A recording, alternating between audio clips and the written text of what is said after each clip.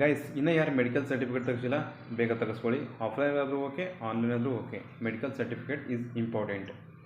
So medical certificate ಹೇಗೆ ತೆಗೆಸೋದು, ಯಾವಾಗ ತೆಗೆಸೋದು, ಏನು ತೆಗೆಸೋದು, ಯಾವ ಡೇಟ್ ಇರಬೇಕು ಎಲ್ಲನೂ ಹೇಳಿದ್ದೀನಿ. ಹಳೆ ವಿಡಿಯೋಸಲ್ಲೆಲ್ಲ ನೀವು ಹೋಗ್ಬಿಟ್ಟು ಬೇಕಾದ್ರೆ ಚೆಕ್ ಮಾಡ್ಬೋದು. ಅಕಸ್ಮಾತ್ ನಿಮ್ಗೆ ಏನಾರು ಗೊತ್ತಾಗಲಿಲ್ಲಪ್ಪ ಅಂತಂದರೆ ವಾಟ್ಸಪ್ಗೆ ಮೆಸೇಜ್ ಮಾಡಿ. ಆ ಕೆಳಗಡೆ ಒಂದು ನಂಬರ್ನ ಮೆನ್ಷನ್ ಮಾಡಿರ್ತೀನಿ, ಅಲ್ಲಿ ಹೋಗ್ಬಿಟ್ಟು ನಿಮ್ಮ WhatsApp documents I need computer certificate ಅಂತೇಳಿ ಅವ್ರಿಗೆ ಹೇಳಿ ನಿಮ್ಗೆ ತೆಗೆದುಕೊಡ್ತಾರೆ. ಅವರು ಸ್ವಲ್ಪ ಫೀಸ್ ಇಟ್ಕೊಂಡು ತೆಗೆದುಕೊಡ್ತಾರೆ.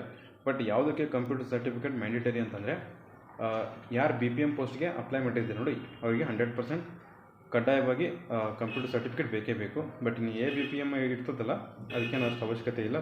ತೆಗೆಸ್ಬೋದು, ಬಿಡ್ಬೋದು. ಕೆಲವೊಂದು ಡಿವಿಷನಲ್ಲಿ ಅದು ಕೇಳ್ತಾರೆ, ಕೆಲವೊಂದು ಡಿವಿಷನಲ್ಲಿ ಕೇಳೋಂಗಿಲ್ಲ.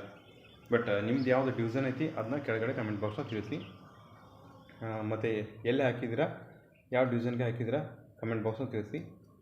ಆಮೇಲೆ ನಿಮ್ಮ ಸ್ಕೋರ್ ಎಷ್ಟು ಅದನ್ನು ಕೂಡ ಕೆಳಗಡೆ ಕಮೆಂಟ್ ಬಾಕ್ಸಲ್ಲಿ ತಿಳಿಸಿ.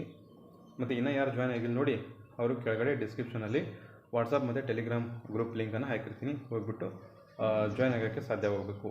ಯಾಕೆ ಹೇಳ್ತೀನಿ ಅಂತಂದರೆ, ರಿಸಲ್ಟ್ ನಿಮ್ಮದು ಯಾವಾಗ ಬೇಕಾದ್ರೂ ಬರ್ಬೋದು. ಆ ರಿಸಲ್ಟ್ ಬಂದ ತಕ್ಷಣ ನಾನು ನಿಮಗೆ ಅಪ್ಡೇಟನ್ನು ಕೊಡ್ತೀನಿ.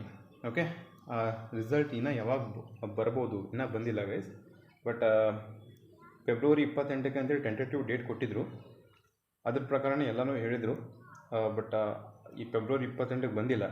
ಹಾಗಾಗಿ ನೆಕ್ಸ್ಟ್ ಯಾವಾಗ ಬಿಡಬಹುದು ಅಂತೇಳಿ ಒಂದು ಅಂದಾಜಿದೆ ಅವ್ರದ್ದು. ಯಾವಾಗ ಬಿಡ್ತಾರೆ ಅಂತಂದರೆ